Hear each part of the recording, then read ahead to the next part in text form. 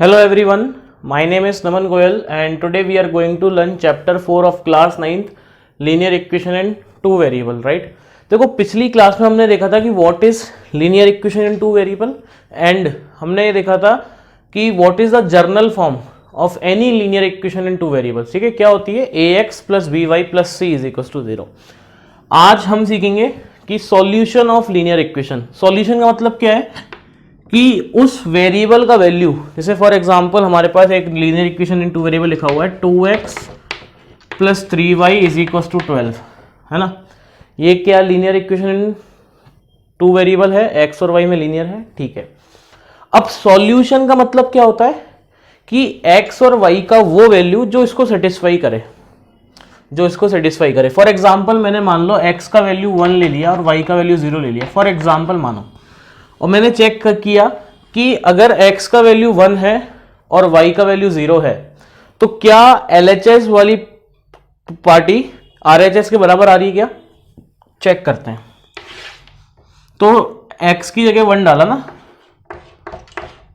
Plus 3 into 0, ये आ रहा है 2 प्लस 0 2 आ रहा है। क्या 2 12 के बराबर है, नहीं है, तो इसका मतलब कि ये x is equal to 1 y is equal to 0 इसका सॉल्यूशन नहीं है। तो सॉल्यूशन क्या होगा, जो इसको सेटिस्फाई कर जाएगा।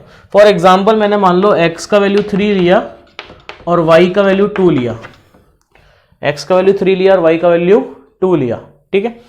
तो x का वैल्यू 3 रखा ना, तो 2 इंटू 3 प्लस 3 इंटू 2, 2 3 जा 6 प्लस 6 प्लस 6 12, तो RHS जो है वो LHS के बराबर आ रहा है। ये भी 12 आ रहा है जब x का वैल्यू 3 है और y का वैल्यू 2 है, और ये भी कितना आ रहा है, 12 आ रहा है। तो yes, x is equal to 3 and y is equal to 2 is the solution of this equation, ठीक है, ऐसा। अच्छा, अब देखो सॉल्यूशन है ना, हमेशा ऑर्डर्ड पेयर में लिखा जाता है। किसमें लिखा जाता है, एक ऑर्डर्ड पेयर में। ऑर्डर्ड पेयर मतलब ऑर्डर्ड पेयर ऐसा करके लिखा जाता है, पहले x का वैल्यू लिखेंगे फिर y का वैल्यू लिखेंगे।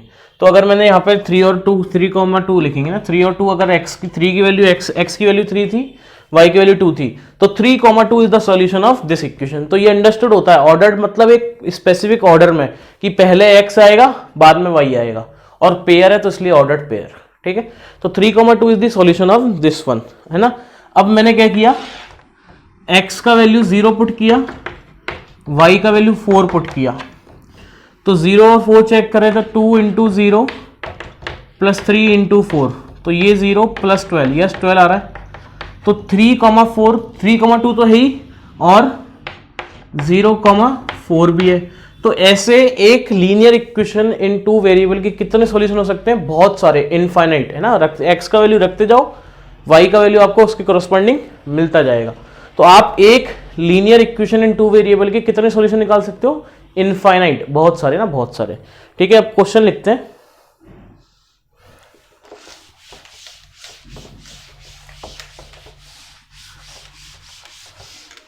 Right down, find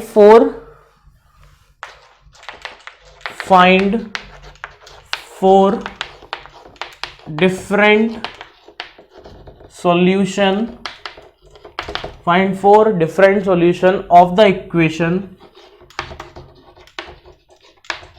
x plus 2y is equals to 6। मेरे को इस इक्वेशन के x plus 2y is equals to 6 के 4 अलग अलग सॉल्यूशन लिखने हैं, ठीक है।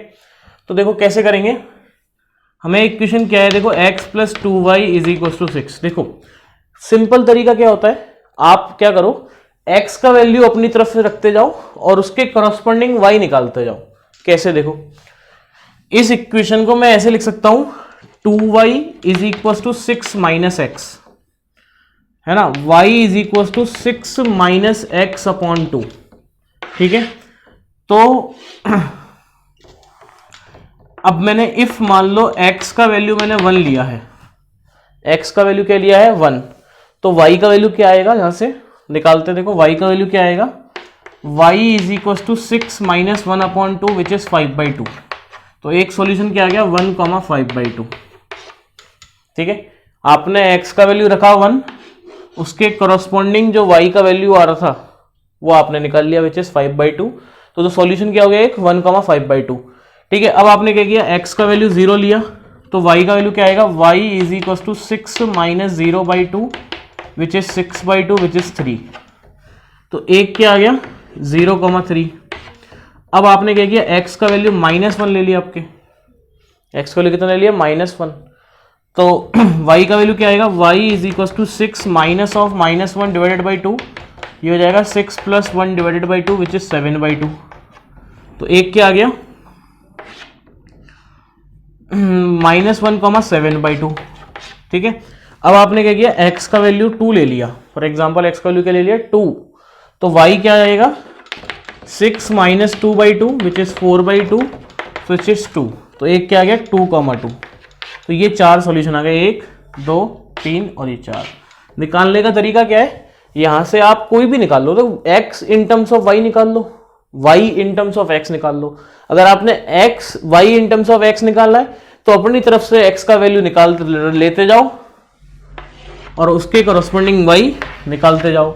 अगर आपने x in terms of y निकाला है तो y का वैल्यू अपनी तरफ से डालते जाएंगे और उसके करस्पॉन्डिंग x का वैल्यू हम फाइंड आउट करते जाएंगे। कर लेंगे। नेक्स्ट क्वेश्चन लिखते हैं।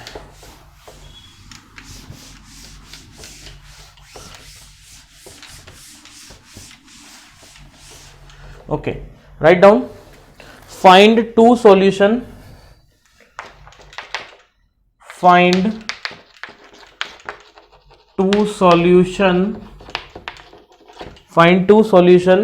for each of the following equation. For each of the following equation.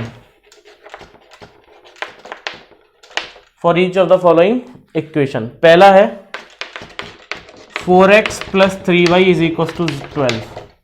देखो, अगर आपको दो सॉल्यूशन निकालने हैं, ठीक है, तो सबसे सिंपल सॉल्यूशन क्या होते हैं, पहले आप x को 0 रख दो, फिर दूसरे के लिए x को 0 रखो। पहले आप फर्स्ट आप क्या करो, x को 0 रखो, पुट x = 0। तो अगर आपने x 0 रखा है तो ये बनेगा 4 × 0 + 3 × y = 12। तो 3y = 12, y का वैल्यू कितना आ जाएगा, 4 आ जाएगा। तो एक सॉल्यूशन क्या आ गया 0,4। ठीक है, पहले x का वैल्यू फिर y का वैल्यू। ठीक है, अगर दो क्वेश्चन में दो सॉल्यूशन पूछे हैं तो सबसे तरीका क्या है, सिंपल, पहले x को 0 डालो, फिर आप क्या करो, y को 0 डालो। अगर आपने y को 0 डाला तो ये बनेगा 4x + 3 × 0 = 12। तो 4x = 12, x का वैल्यू कितना आ जाएगा, 3 आ जाएगा। तो एक सॉल्यूशन कितना आ गया 3,0। ठीक है, तो सिंपल है ना, अगर आप x का वैल्यू पहले 0 डालोगे फिर 1 डालोगे तो उससे भी सही आंसर आएगा। But generally in standard case में अपन क्या करते हैं, जब भी दो सॉल्यूशन की पूछ रहा है वो, तो एक बार तो अपन x को 0 डालते हैं और एक बार अपन क्या करते हैं, y को 0 डालते हैं। बहुत सिंपल हो जाता है ना, एक चीज खत्म हो जाती है, फिर वो दूसरे को सोल्व करना बहुत आसान हो जाता है। ठीक है, तो ये हो गया इसका सॉल्यूशन, दो सॉल्यूशंस। ठीक है, एक क्वेश्चन और ले लेते हैं।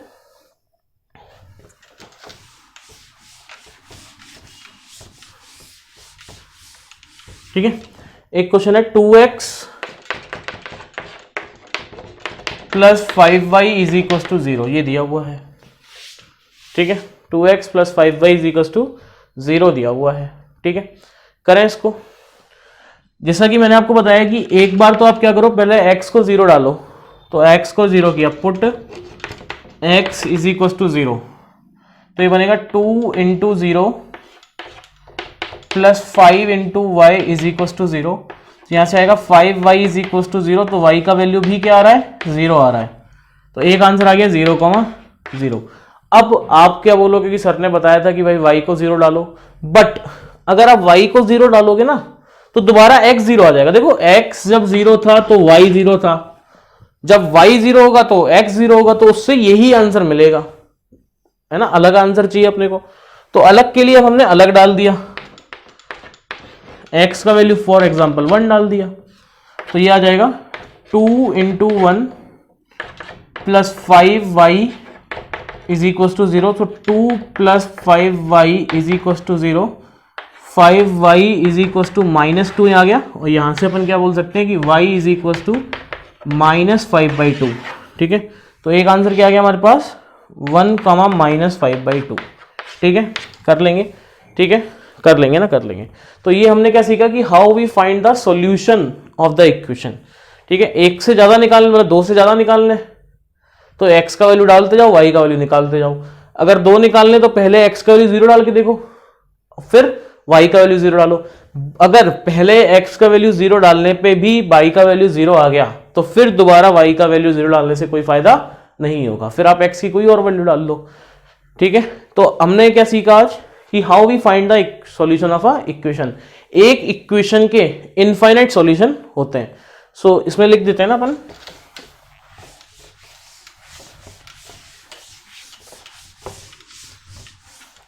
a linear equation in two variable, note,